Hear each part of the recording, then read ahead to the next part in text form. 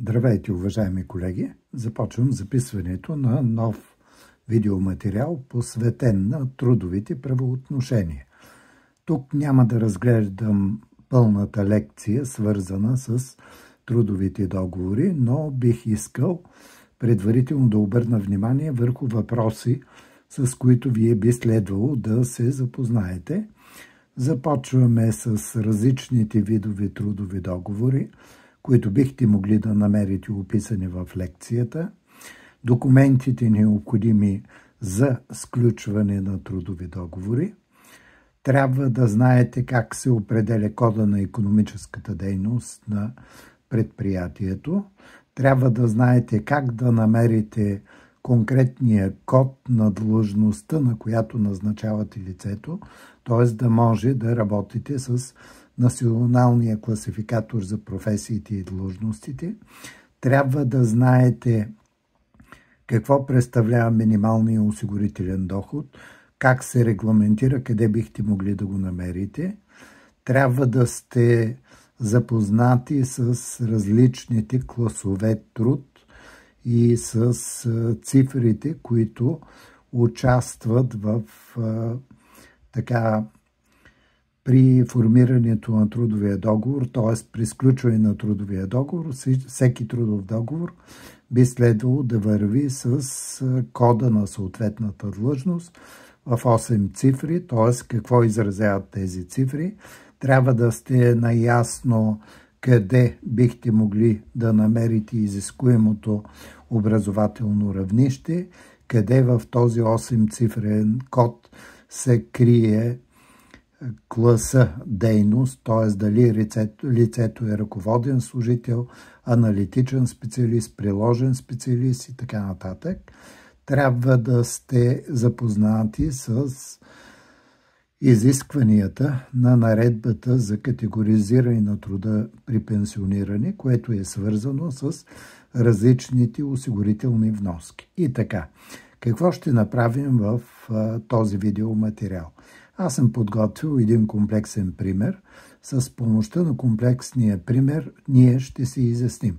Първо, ще направим ведомост за един месец или разчетите, които се включват в ведомостта, така че да може да разберем всички удръжки, които се правят, както и всички осигурителни вноски и разходи, които се поемат от работодатели.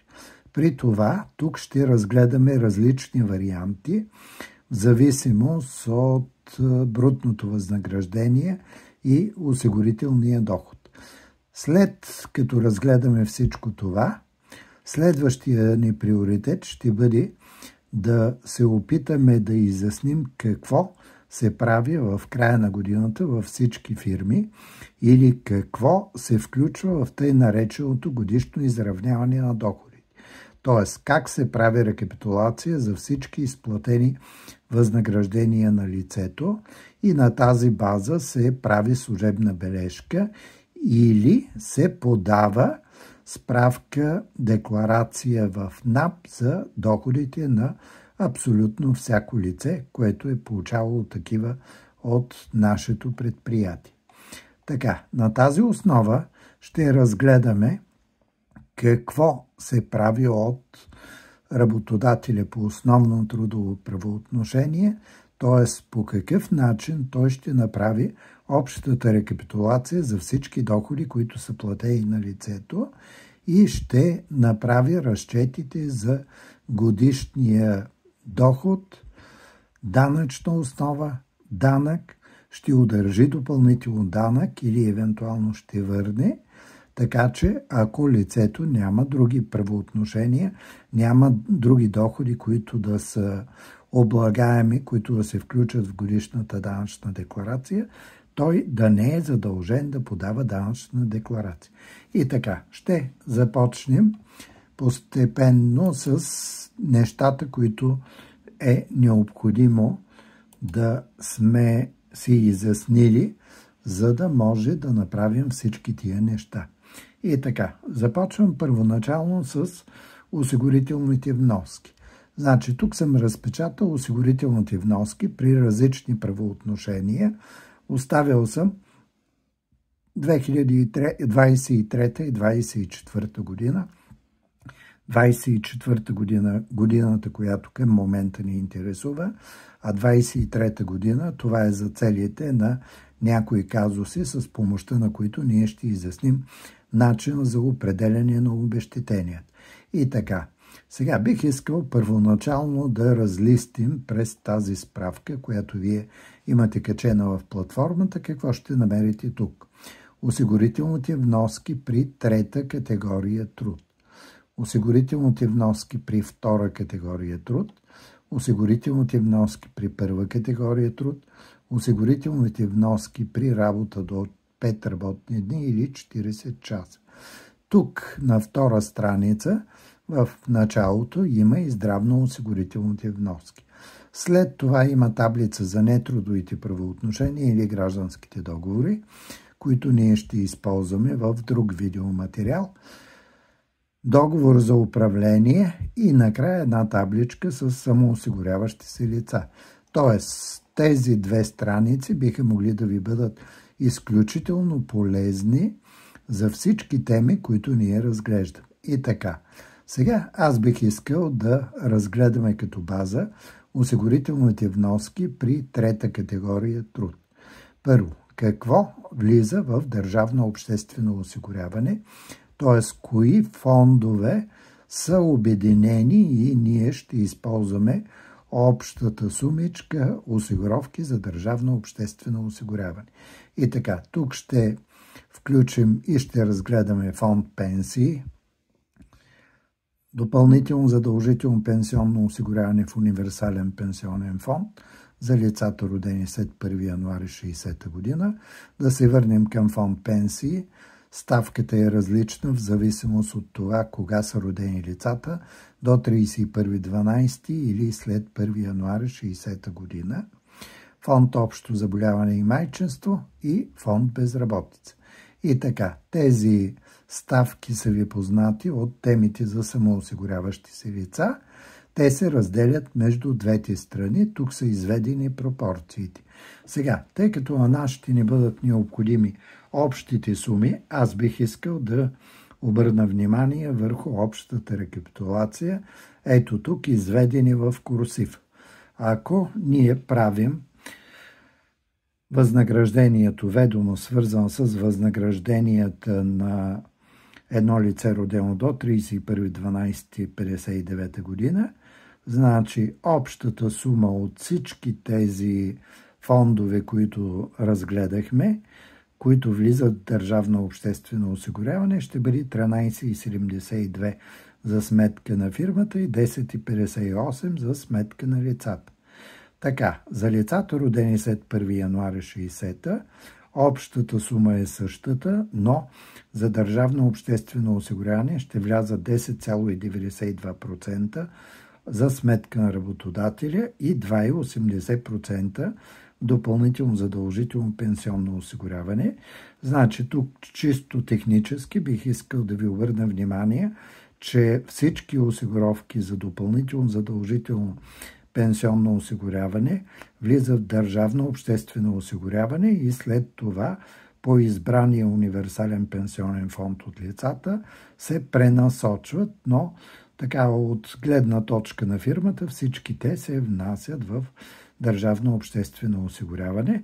Значи 2,80 за сметка на работодателя, 2,20 за сметка на лицата. И за да изчерпим така всички осигурителни вноски при трета категория труд, която ще бъде базисна, бих искал да ви обърна внимание и за вноската за фонд трудова злополука и професионална болест.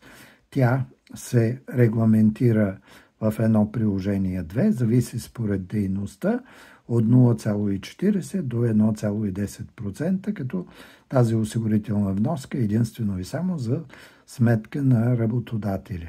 И така, ще отида на втора страница, ще разгледаме и здравно-осигурителната вноска, трудов договор 8%, от които 4,80 за работодателя, 3,20 за сметка на лицата.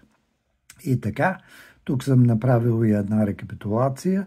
Значи за сметка на лицата общо 13,78%. За сметка на фирмата може да бъде различно, но при разчетите, които аз съм направил тук, 18,52%. Тук да направя уговорката, че зависи и от вноската за фонд трудова злополука и професионална болест. И така, сега вече може да се насочим към разглеждане на нашия казус. Първоначално аз бих искал да разгледаме 4 различни казуса и то спирайки се така само на основните неща, върху които да насочите вашето внимание. Приемете, че тук са разработени 4 ведомости, а 2 от тези подказуса ние ще ги използваме за целите на нашия комплексен казус. Това е казус 2, който аз съм нарекал, че е за фирма Дими Пушак, и казус 4 за Сняг и Скреш. И така, в таблица 1 аз съм направил един пълноценен макет на всички разчети, които влизат в ведомостта, или примерно, да кажем така, те са напълно сходни с фиша, с който вие си получавате възнаграждението. Така че задачката, която тук си поставяме, като икономисти да можете да правите ведомости и коректно да определяте заплати, а в личен план всеки от вас грамотно да може да прочете фиша си и да знае кое, как, защо, по какъв начин се получава, какво точно означава. И така, значи, започваме с първи казус. Брутно възнаграждение 980 лева, минимален осигурителен доход 933 лева. Значи в лекцията аз съм разгледал минималния осигурителен доход, посочил съм къде се регламентира той като приложение към Закона за бюджета на държавно обществено осигуряване, като приложение 1 и по какъв начин бихме могли да го намерим. Сега към момента ще се абстрахираме от конкретните стойности. Нека да приемем, че минималният осигурителен доход е 933. И така, тук първата дилема, която вие трябва да си изясните, за да може да правите ведомости, е върху каква сума ние ще начисляваме осигуровките.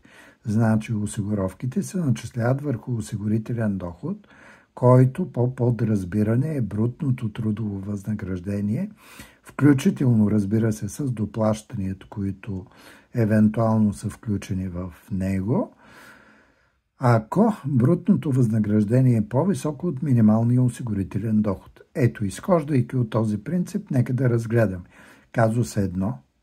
Сега да видим казус 2. Брутно възнаграждение 2600, минимален осигурителен доход 1250, значи осигурителният доход, върху който ще работим, т.е. ще бъдат начислявани осигуровки, е 2600 лева. Така, сега да отидем казус 4, да разгледаме връщаме се в казус 3. Значи казус 3, който е отново от тази група, брутно възнаграждение е по-високо от минимален осигурителен доход. Брутно възнаграждение 4000, минимален осигурителен доход 950, значи осигурителният ни доход по подразбиране е 4000, но тъй като имаме таван на осигурителния доход 3750, ние ще работим с 3750. Така, сега казус 4. Казус 4 е от втора група казуси, в които минималният осигурителен доход е по-висок от брутното възнаграждение. Значи в този случай осигурителният доход трябва да бъде равен на минималния осигурителен доход. Тоест всички осигуровки, които ние ще изчислим за сметка на лицата и за сметка на фирмата, ще бъдат върху минималния осигурителен доход. Сега, значи, започваме да работим с казус 2, който е нашия основен работодател, и казус 4, който ни показва нашия втори работодател. И така, казуса, който аз съм направил и върху който вие ще работите като казус за задание, е първи работодател, при който ние продължаваме да работим, и втори работодател, при който ние започваме работа в рамките на годината. И така, започваме с първия работодател, Дими Пушек. Бих искал да ви обърна внимание върху някои възлови неща, които ще ви изяснят начина, по който ние ще изчисляваме всичко, т.е. ще правим ведомостта. И така ще заредя калкулатора, за да може тук лесно да показваме всички разчети. И така, брутно възнаграждение 2600. Сега, какви ще бъдат осигурителните вноски? Значи, за сметка на лицата, искам да ви върна към нашия условен справочник и да ви обърна внимание осигурителните вноски за сметка на лицата и за сметка на фирмата. Общо всички фондове, които горе разгледахме, са 8,38 за държавно обществено осигуряване, 2,20 за допълнително задължително пенсионно осигуряване и втора страница за здравно осигуряване 3,20%. Ето общо 13,78. Сега връщаме се към казуса и започваме да изчисляваме осигурителните вноски. И така, 2600, за да не го набираме многократно, аз ще го вкарам в паметта и чрез многократно натискане на клавиша MR ще мога да се извиквам съответно, без да набирам тази стойност. И така, 2600. Нека да изчислим осигурителните вноски за държавно обществено осигуряване. По 0,0838. Ето ни първата осигуровка 217 лева и 88. Сега аз няма да губя време, за да преизчислявам абсолютно всичко. Вие бихте могли да го направите на спокойствие. Ето ви 57 лева и 20 стотинки за ДЗПО и 83 лева и 20 стотинки за здравно осигуряване. Сега, нека да ги добавим и да изчислим всички осигурителни вноски, които ще бъдат удържани за сметка на лицето. И така, общата сума 358 лева и 28. Ето, бихте могли да ги намерите тук в подточка А, осигурителни вноски общо. Сега, следващата стъпка, значи след като сме изчислили осигурителните вноски, трябва да изчислим данъчната основа. И така, за изчисляване на данъчната основа, винаги принципа и подхода е един и същ. Значи, ние взимаме дохода, ето, нашия доход е 2600 и от него изваждаме осигурителните вноски за сметка на лицето. И така, 358,28, ето данъчната основа е 2241,72. Можете да ги намерите тук в подточка В. Сега вече следва да изчислим размера на данък. По 10%, ето ни 224 лева и 17 стотинки е данък. Сега вече аз искам да се върна в Трето Римско и да направя една обща рекапитулация на удръжките, които ние ще направим от лицето. За целта сега ще изтрия и ще въведа отново осигуровките, за да елиминираме тази грешка в закръглението, за това, че данъка не беше изчислен до стотинка, а с 3 знака след запетаята, 358,28 и 224,17.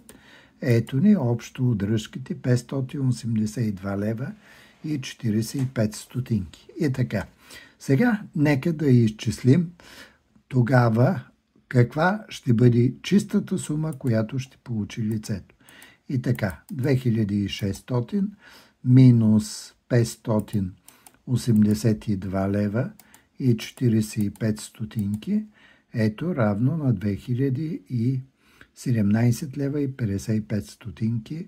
Това ни е нетното възнаграждение. Сега, нека да продължим и да преминем към изчисляване на осигурителните вноски за сметка на фирмата. Сега, да ви върна първо към ставките.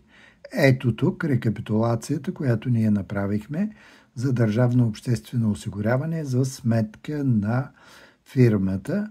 10,92 за ДОО, 2,80 за ДЗПО. Така, трудова злополука и професионална болест. Ще видим колко съм взел за този пример и за здравно осигуряване 4,80. Сега връщам се отново към казуса. Значи ето ви 10,92, 2,80, 4,80 и 0,50%. Сега нека да започнем да изчисляваме. Разбира се, аз няма да го правя за абсолютно всички. Нека да изчислим само една от осигурителните вноски. Ето, примерно трудова злополука и професионална болест. 0,50%. Тук е много важно, когато изчислявате, да изчислявате не в процента, в коефициенти, правилно да определяте, т.е. да превръщате процента в коефициент. Това става като изместим с като сложим две нули и така ето 0,005. Ето от 0,50% 0,05. Така, сега, значи, нека да видим. Ето осигурителната вноска за трудова злополука е 13 лева. Сега, сумираме и всички останали. Ето колко сме получили. 494 лева и 52 стотинки. Сега аз бих искал да направим малко анализ за данъчното и осигурителното бреме. Сега нека в раздел В да направим едно изчисление за общо разходите за труд и разходите за осигуровки. И така, както следва, започваме с брутно възнаграждение. 2600 лева. Така, значи удръжките няма да ги изчисляваме. Те са от брутното възнаграждение. Отиваме, добавяме осигурителните вноски. 494,52, т.е. това е само частта за сметка на работодателя.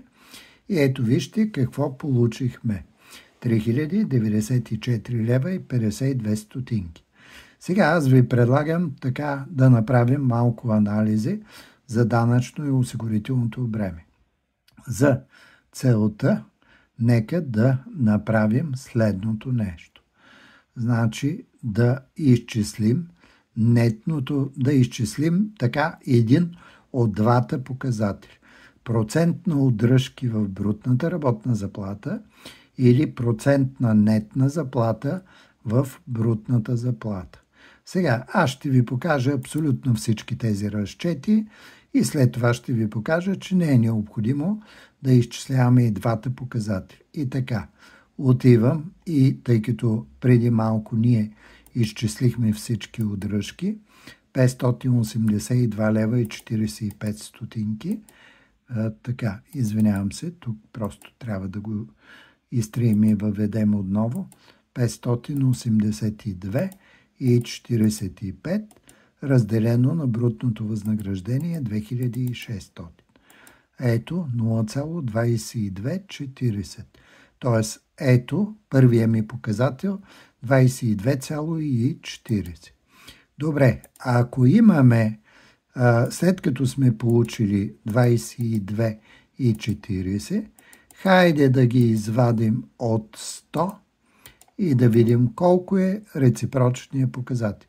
Значи процента на нетната в брутната заплата е 77,60. Нека обаче просто да го направим, да изчислим. И така, нетната заплата е 2017 и 55. Нека да разделим на 2600. Ето, равно на 77,60. Така, готови сме.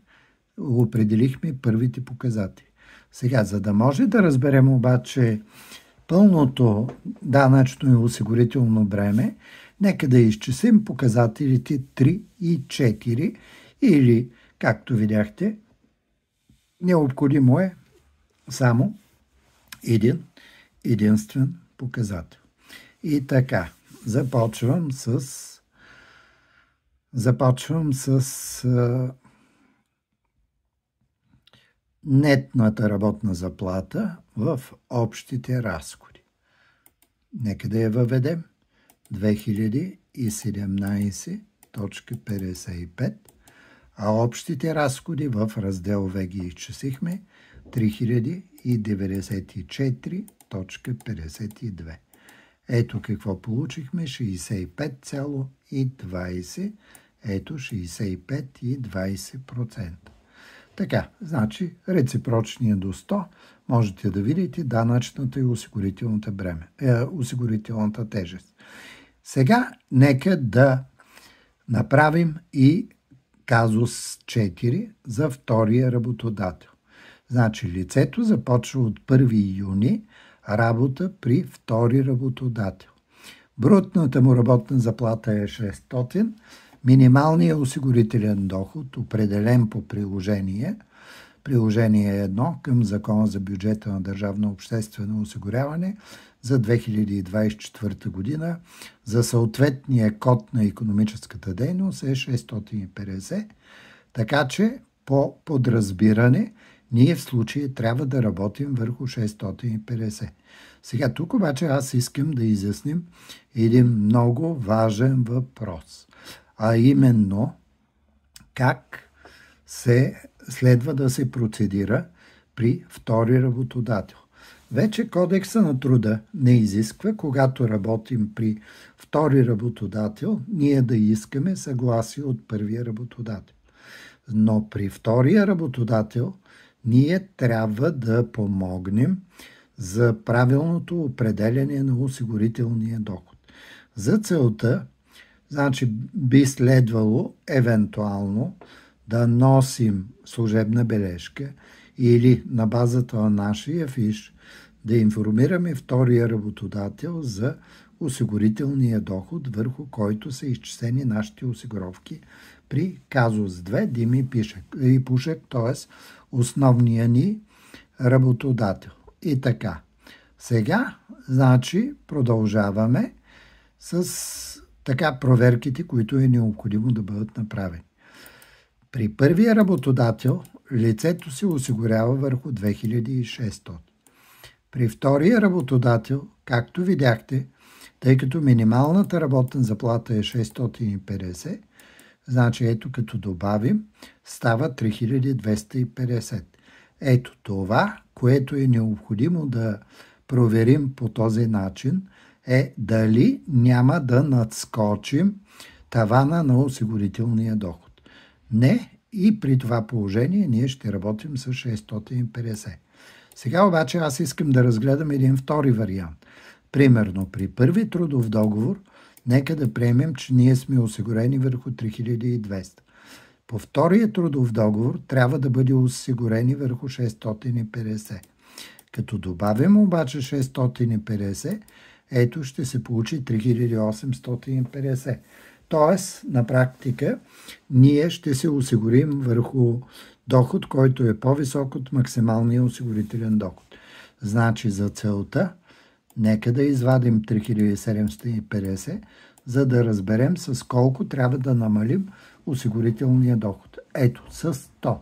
Така че в случая, ето, ние ще направим така осигуровките при втория работодател върху 550, но правя оговорката, че това е валидно за импровизирания пример, който към момента разглеждам. Иначе в нашия пример ще работим с коректната величина, т.е. 650. Сега, значи, искам само да илюстрирам определенето на осигурителните вноски.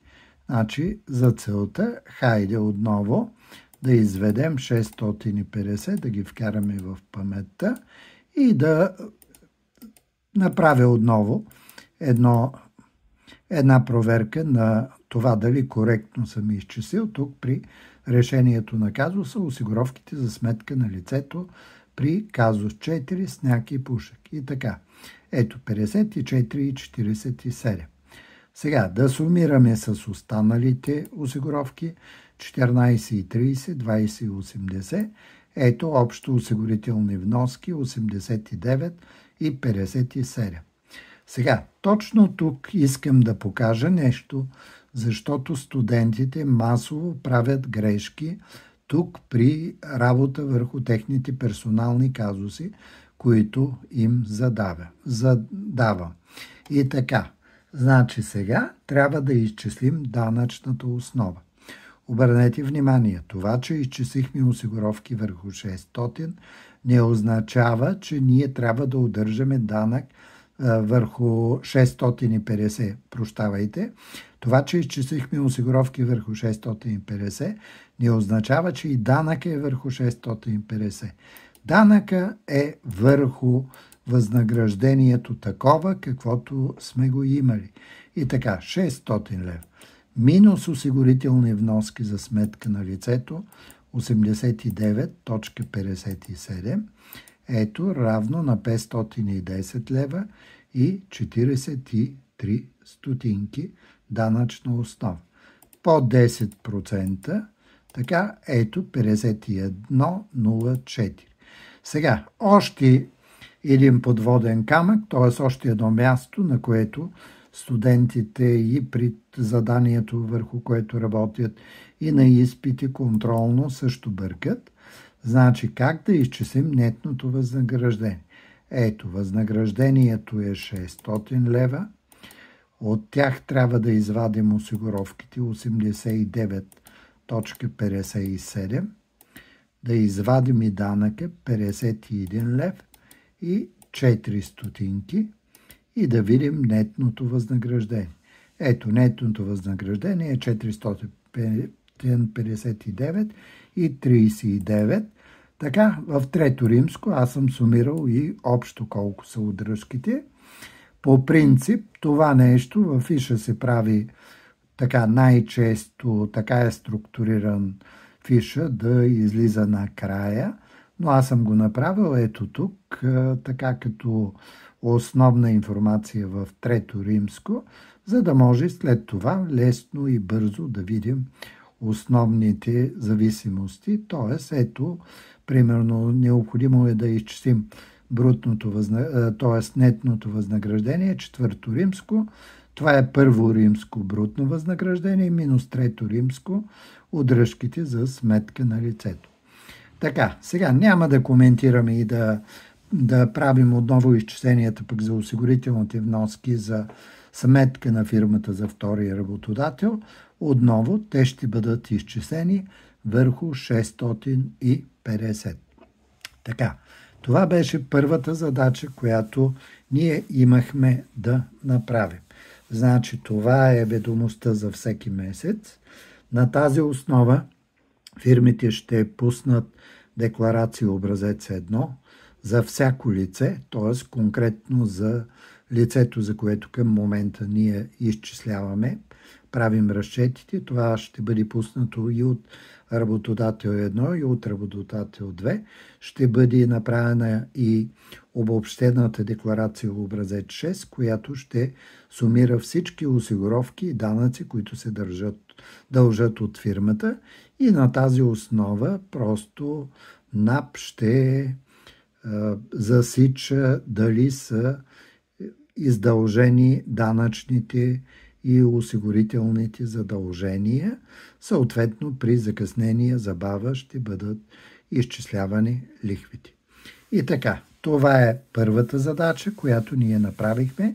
Значи показахме как се правят всички ведомости и в случая просто да приемем, че сме направили ведомост за 12 месеца за работодател 1, основния работодател Дими Пушек, няколко ведомости, 6, дори 7 ведомости за втория работодател Сняки Скреш. Така, ще продължим с следващата задача. Продължаваме с следващата задача, чрез която ще изясним как фирмите се подготвят, за да подават данни в НАП за изплатените доходи на всички лица, работещи по трудови правоотношения, или какво се включва в тъй нареченото годишно изравняване на доходите, което основният работодател трябва да направи към края на предната година. И така, за да може да разберете това, което ще направим, искам да ви обърна внимание, че нашето данъчно законодателство, за разлика от счетоводното законодателство, не работи по принципа на начисляването, т.е. какъв доход е начислен, какви разходи са начислени, както работи счетоводството, а работи на принципа на паричния поток, т.е. какви доходи са платени. И така, сега, нашия основен работодател, в случая Дими Пушек, в края на годината трябва да направи една обща рекапитулация за всички доходи, които лицето е получило. Ако то преди това е работило при други работодатели или паралелно с работата си при първи работодател, основният работодател е работило и при други, и ни е донесло съответно служебни бележки, ни е информирало за това, ние трябва да включим в рекапитулацията всички доходи, които са платени на лицето. Няма значение през колко работодатели е преминал. Аз тук обичам да се шегувам. Представете си, че имате служител тип Пантелей Пътник, който е сменил 10 работодателя. Реално погледнато, вие би следвало да сумирате всички доходи, които лицето е получило от този работодател. Добре, хайде сега да започнем при работодател номер 1, Дими Пушек, но за да може по-бързо и оперативно да работим, искам да ви обърна внимание върху възловите неща от ведомостта за един месец. И така, брутно възнаграждение 2600, осигуровки 217,80 за ДОО, 57,20 за здравно, за ДЗПО, 83,20 за здравно или общо 358,28. Нека да видим и данъка 224,17.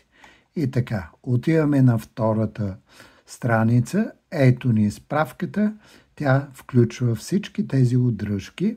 И тъй като нямаме промени в проценти и данъчни ставки, ще имаме 12 месеца с едни и същи стойности. Сега, искам да ви обърна внимание обаче. Първия месец, който ние сме включили, декември месец. Защо? При условие, че заплатата е начислена към 31 декември 2023 година. Ами това е, защото заплатата се плаща на 10 януари 2024 година, т.е. това е доход, който е получен през 2024 година. Така, обърнете внимание на нещо друго. Значи декемврийската заплата не е включена. Защо? Ами защото не е платена. Ако тя беше платена, нещо повече, нека да приемем, че имаме една фирма, която е платила и 13-та заплата, така някои фирми го правят през декември месец, значи тогава и двете декемврийски заплати биха били добавени. Добре, хайде да видим общо какво се е получило. Сега няма абсолютно всяко нещо да ви го показвам, но все пак 2600 по 12, нека да преминем през тези стъпки, 31,200.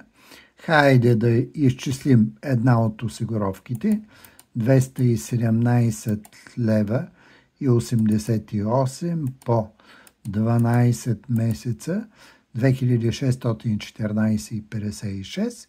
Хайде да изчислим накрая данъка 224,17 по 12. Ето ви 2690,04.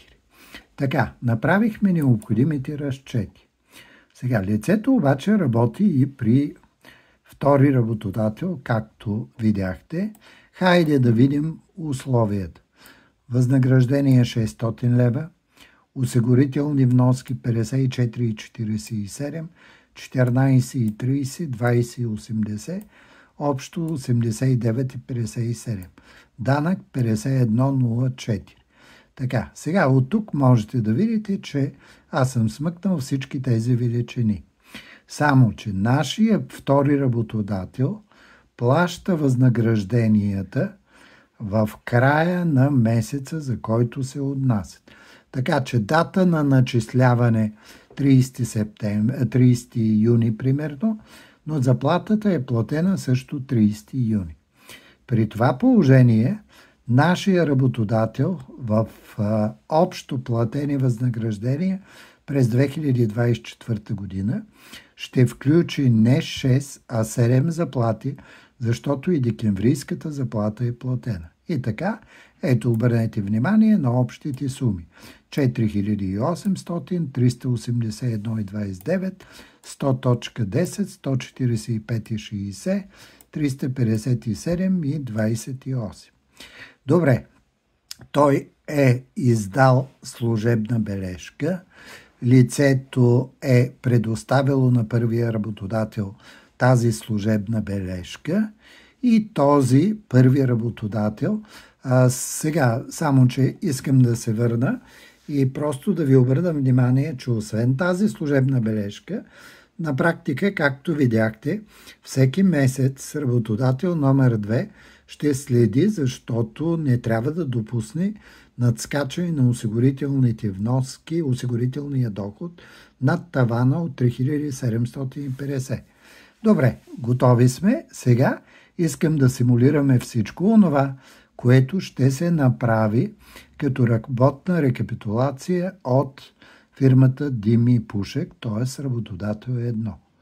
Първо, тя ще сумира всички доходи, брутни доходи, които са платени през годината. И така, започваме. Ето, от нашата фирма работодател 1 Дими Пушек, ние имаме 31,200 и да видим от предната 4200, ето равно на 35400.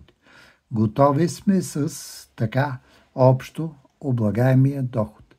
Сега, следващата ни задачка да направим изчисления за осигурителните вноски, които са удържани. И така, хайде, започваме с работодател 2. 2614.56 плюс работодател номер 2 381.29 равно на 2995 и 85. Сега, аз съм сумирал по същия начин и останалите два реда 2-2-2-3. Сега нека да проверим, все пак да засечем общата осигурителна вноска. 4000, да видим общо работодател 2, 4299.36 плюс работодател 2, 626.99, ето равно на 4926,35. Добре, готови сме. Сега, значи това, което трябва да направи работодателя, трябва да изчисли вече на базата на окончателния годишен брутен доход, да изчисли данъчната основа. Да го направим. И така, 35 400 минус 4926.35. Ето равно на 30 473,65. От тук нататък са всички облегчения, които така ще бъдат приспаднати за лицето, както дарения, застраховки, здравни осигуровки, доброволни, пенсионни осигуровки, за деца. Така, аз просто предпочитам да имам изчистен класически казус първоначално и да коментираме след това останалите неща, т.е. наличието на облегчение. Така че при мен няма допълнителни облегчения. В точка 10 ето 30 473,65. Сега хайде да изчислим данък. Значи данъка по 10% или по 0,10 е равно на 3047,37. И така, на моя точка 11 дължим годишен данък, изчислихме 3047,37. Сега, хайде да проверим, да видим колко данък е удържан. За целта виждаме работодател 1. Ето 2690,04. Към тях прибавяме работодател 1, 357 лева и 28 стотинки. Ето 3047,32. И така, вижте какво се получи. Значи имаме данък и 37 стотинки, а удържан авансов е и 32 стотинки. В това число от други работодатели, нека да проверим, ето 357,28 от другите работодатели. Така, това е работодател 2. Сега, значи, имаме разлика 5 стотинки, но тия 5 стотинки на практика ние няма да ги удържим, защото се приема, че данъците се закръглят на всеки пълен лев. Така че ние в общата рекапитулация, в служебната бележка, която издаваме на лицето, ако той иска такава, или в справката, която ще пуснем на НАП, ще отбележим 3047,32. И така, направихме комплексния казус. Сега аз бих искал да го довършим, като разгледаме нещата, които фирмите трябва да направят. И така, сега започваме с справката, която абсолютно всички фирми трябва да подадат за всички лица, които са получавали възнаграждения през годината по трудови правоотношения. Това е справка по член 73 алинея 6 от Закона за данък върху доходите на физическите лица. Така, и вижте какво имаме в тази справка. И така, тази справка ще бъде издадена за абсолютно всяко лице. Ето имена, презиме, фамилия и така нататък. Значи, какво ще имаме?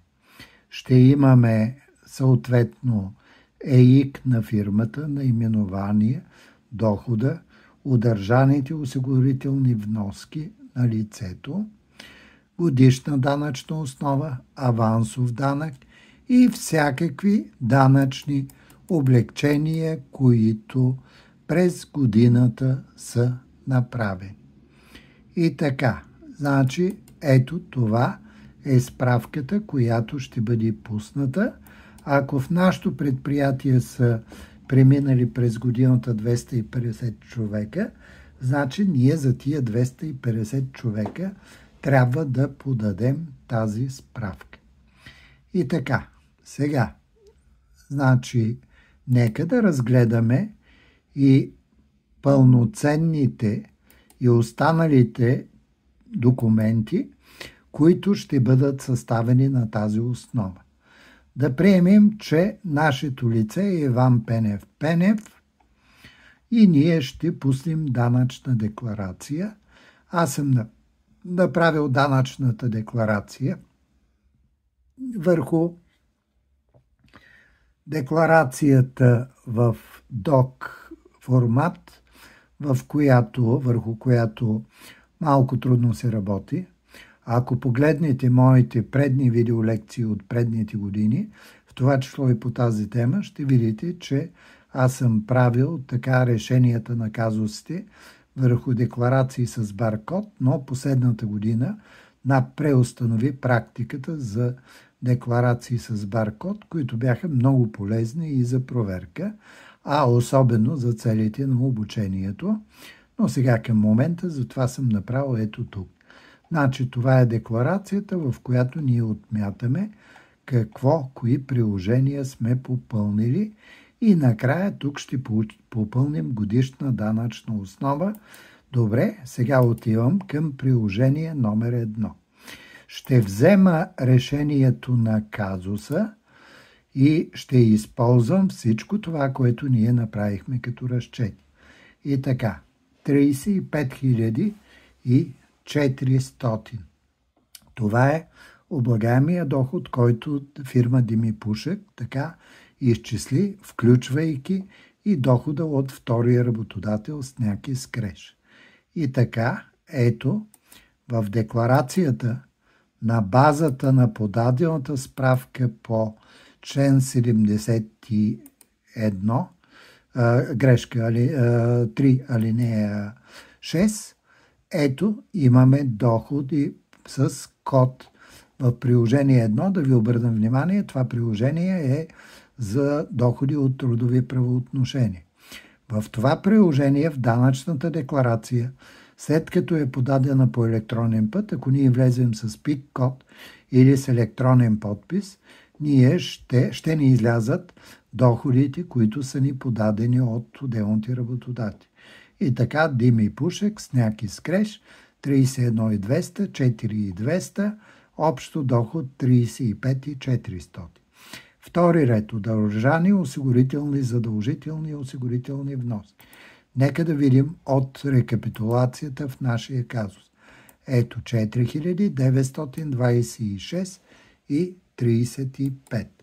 Значи, така попълваме ето по 4926 и 35, а в случая, когато ние влезем с електронен подпис или ПИК код, тази декларация ще ни излезе готова, попълнена. Ние само трябва да проверим и дали всичко е наред и евентуално да я потвърдим, като за целта да добавим другите доходи, които евентуално ние имаме, ако имаме други облагаеми доходи. И така, сега как се изчислява годишната данъчна основа?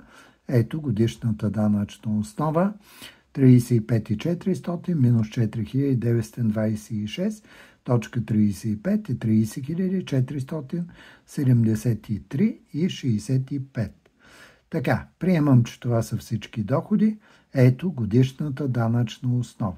Тук е необходимо да изчислим, т.е. да бъде или ще излезе наготово от служебно попълнената декларация от НАП, колко е данъка, който ни е удържан. 3047 и 32. Нека да погледнем в решението на казуса. Да, ето 3047-32. Значи това е подадено от справката декларация. Сега, това, към което бих искал да ви обърна внимание, така с малко информация от кухнята, да ви върна към справката по член 73, алинея 6. Сега, работодател 1, той е получил служебна бележка от работодател 2 за доходите и той е направил това годишно изравняване, така че в тази справка, която той попълва, той ще отрази всички фирми, от които лицето е получавало доход. Аз обаче съм икономист в работодател 2. Аз съм дал служебната бележка.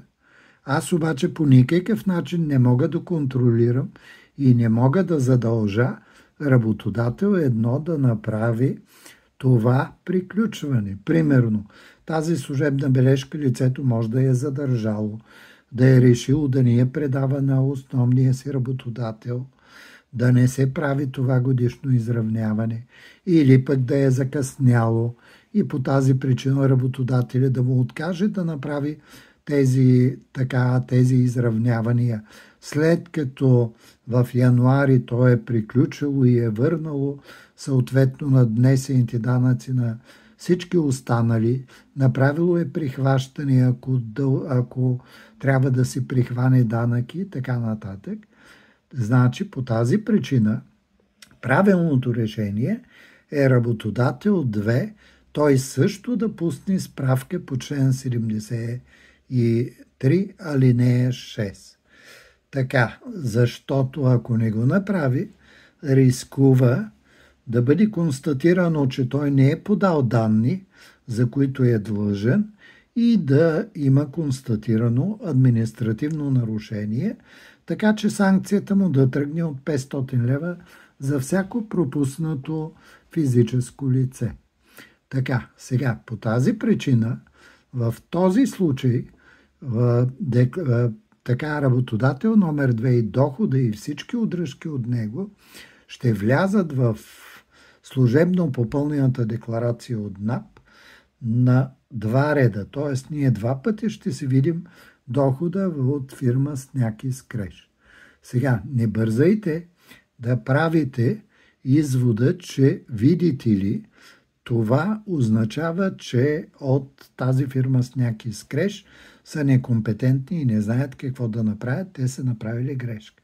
Не само, че не са направили грешка, ами те са подходили много разумно. Така че тук вече вие трябва да покажете икономическата си грамотност, след като проверите абсолютно всичко. Ясно трябва да ви стане, че вие нямате получен 2 пъти този доход, че това е дублиране на запис. Мисля, че ви обясних достатъчно коректно защо се получава. И сега при това положение просто ще сложите отметката, т.е. ще изтриете единия запис, защото се дублира, и с това вашата данъчна декларация до тук е готова. Сега, ако е направено това годишно изравняване и вие нямате друг доход, вие бихте могли да не пущате никаква данъчна декларация, т.е. една от целите, която се поставя по този начин, е част от бремето да не пада в НАП в края на срока за подаването на данъчни декларации, а в случая просто да се направи така, че работодателите, основните работодатели да заменят НАП в годишното изчисляване на данъка, така че ако е необходимо да се удържи допълнително данък, той да се удържи от лицата. Ако е необходимо да им се върне, примерно при ползване на данъчна привилегия, при деца, при дарения, при пенсионни осигуровки и така нататък, така че лицата да не е необходимо да подават данъчни декларации и да увеличават така натоварването на данъчната администрация, но за целта ние трябва да проверим, да видим дали няма други доходи, които ние имаме, т.е. ако имаме други облагаеми доходи, а в някои ситуации необлагаеми доходи над определена сума, които ние бихме предпочели да ги обявим в нашата данъчна декларация, за да е ясно откъде ние получаваме и сме получили доходи, така че тогава бихме добавили тия доходи и бихме пуснали данъчната декларация. С това аз приключих примера. Надявам се, че с персоналното задание, което имате, да си изясните абсолютно всички тези въпроси. Благодаря ви за внимание.